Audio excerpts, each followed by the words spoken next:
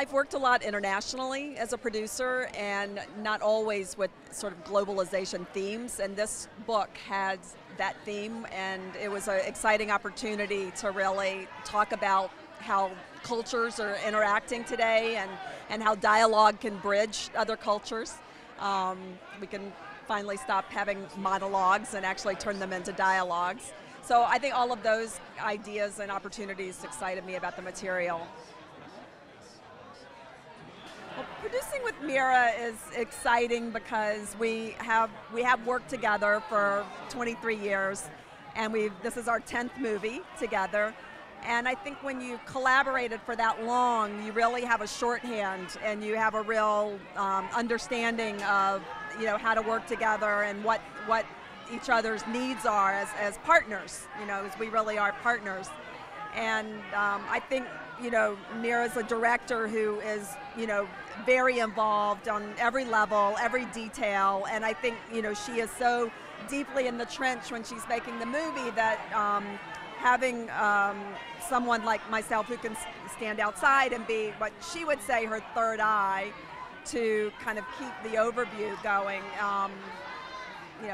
that's how we make it work. It's an amazing, cherishing, nourishing thing for us to have had more than a 20-year relationship when I can take an idea and know that in Lydia's hands it will become a reality that we will, I hope, be proud of.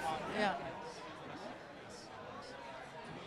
Well, we've never been men, so we don't want to know the difference, and we don't care about that, because we are really all about like the hydra-headed, hydra-armed female goddesses that I came from, and Lydia is soon to join. I'm just joking. But it's, we don't take no for an answer, and it's not about gender in a way, And yes, if we want to make movies that belong to the boys' club, then we would have a different story, but we create our own movies. We find a way to make them happen, and that's the real thing, because when you finish a movie, that's the proof of the pudding. Well, I think that independent film is often very reliant on equity, because our films are made with less resources. The stories are, may not be as, franchise or commercial bound as Hollywood films. So we depend on equity, and that shifts in the marketplace. And the other thing that we rely on a lot, everybody does, but especially independents, are tax credits. So we took advantage of the Georgia tax credit. That was significant for us. And then the Doha Film Institute came in with equity. We did green the Reluctant Fundamentalist.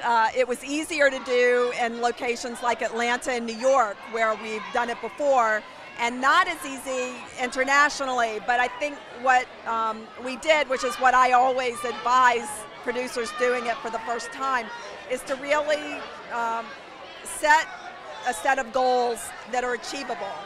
And you don't try to do everything all at once. You say, this is what we're going to do on this film, and if it's 5 things, then accomplish those 5 things. And so when we went to India and when we went to Istanbul, that's what we did. We said, okay, this is, I think it was more like 10 things, but these are the 10 things we can do here, and we're going to achieve it.